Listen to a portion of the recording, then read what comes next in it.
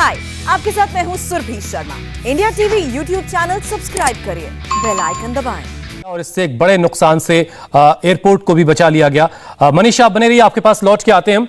काबुल में rocket attack को लेकर एक बड़ा खुलासा हुआ है। इस हमले को गाड़ी में फिट रॉकेट लॉन्चर के जरिए अंजाम दिया गया, जिसका वीडियो भी सामने आ चुका है। काबुल एयरपोर्ट को टारगेट कर गाड़ी से 5 रॉकेट दागे गए, जिसके बारे में मनीष भी बता रहे थे। लेकिन अमेरिकी एयर डिफेंस सिस्टम ने इन रॉकेट्स को हवा में ही नाकाम कर दिया। इस पूरे मामले की जानकारी अमेरिकी राष्ट्रपति जो बाइडेन को भी दे दी गई। तो ये वो आप गाड़ी देख रहे हैं जिसमें रॉकेट लॉन्चर फिट किया गया था और इससे multi barrel rocket launcher system इसमें लगाया गया था और इसके जरिए ही 5 रॉकेट दागे गए। और इसके बाद एक ड्रोन अटैक के जरिए अमेरिकी सेना ने इस गाड़ी को तबाह कर दिया। हालांकि इसमें कुछ सिविलियन की भी जानें गई हैं और इस पूरी घटना की जानकारी जो बाइडेन को भी दे दी गई है।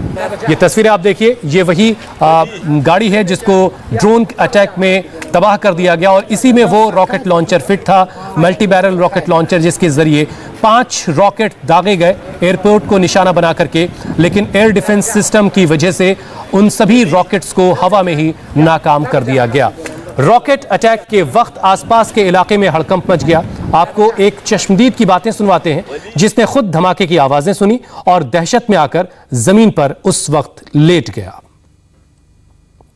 بعد در مداخل خانه اولادا کلگی بوده که من فامیلم بسته یک دفعه یک ناچار بینیم گرم گرم گرم میجه شد ما کل ما در روی اولی خود انداختیم و میجه خاک و خاک پر।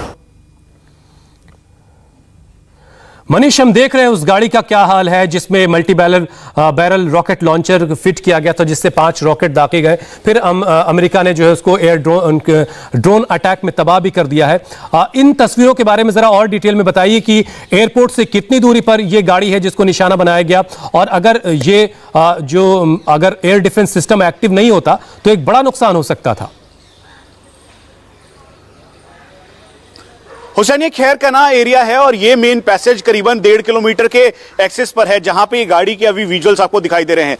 एक तरफ यहां पर रिहायशी एरिया है और दूसरा पैसेज रोड का है। और इसी जगह बीचों बीच जब हमारे सोर्सेज जो हैं वो बता रहे हैं कि जब ये मल्टी बैरल रॉकेट लॉन्चर से इन्होंने रॉकेट्स को फायर किया तो उस दौरान एयरपोर्ट के पास इनकी प्रॉक्सिमिटी करीबन 500 मीटर के लगभग की थी। और वो जो पीछे का हिस्सा है, नॉर्थ गेट के पास का हिस्सा, वहां से इसको फायर किया। और फायर करने के बाद क्योंकि ये मूवेबल था और इसे आसानी से वो गाड़ी को लेकर जा रहे थे। लेकिन फिर हम आपको बता दें, जैसे आयरन डोम सिस्टम होता है, यानी किसी भी रॉकेट या खतरे को, एरियल टारगेट को एंगेज कर पूरी तरह से ध्वस्त करने की वो काबिलियत रखता है। ठीक उसी तरीके से जो यूएस का एंटी रॉकेट सिस्टम था वो पूरी तरीके से इक्विप्ड था, सर्विलांस कैमरास और इक्विपमेंट लगे हुए थे। अगर आप काबुल पे देखेंगे तो खासतौर पे जो एयरपोर्ट पर एक बबल बैलून लगा हुआ है जो कि सर्विलांस कैमरा है, उसके जरिए पिन पॉइंट देखा गया और फिर उसके बाद जहां से इसे लॉन्च किया गया था, यानी इस कार का जो पूरा एरिया था उसको मॉनिटर किया गया, लॉक किया गया। और गाड़ी जैसे जैसे आगे बढ़ती रही उसके साथ साथ जो MQ-9 रीपर्स आर्म्ड यूएवी थे, यूएस ने उसको फायर किया और फिर उसके बाद ये पूरी तरह से ध्वस्त हुआ।